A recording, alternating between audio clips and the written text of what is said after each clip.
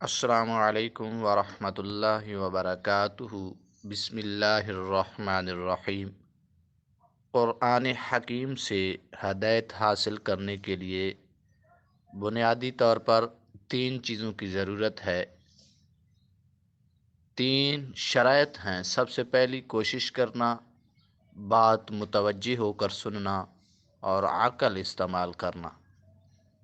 آج ہم آپ کے سامنے سورۃ صاد آیت نمبر 29 جو پیش کریں گے، اس کے اوپر غور و فکر یعنی کوشش اور عقل کے استعمال کے اوپر زور دیا گیا ہے۔ اللہ تبارک و تعالی ارشاد فرماتا ہے، کتاب انزلناہ الیک مبارک لیدبروا آیاتہ ولیتذکر اولو الالباب۔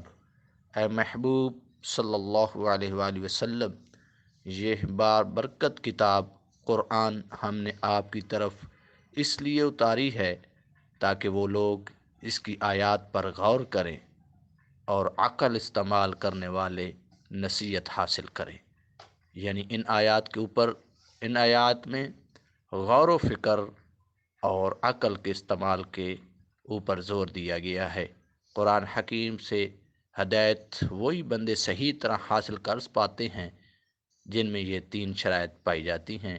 اللہ تبارک و تعالی ہمیں قرآن مجید سے ہدایت حاصل کرنے کی توفیق فرمائے۔ وما علینا الا البلاغ المبین۔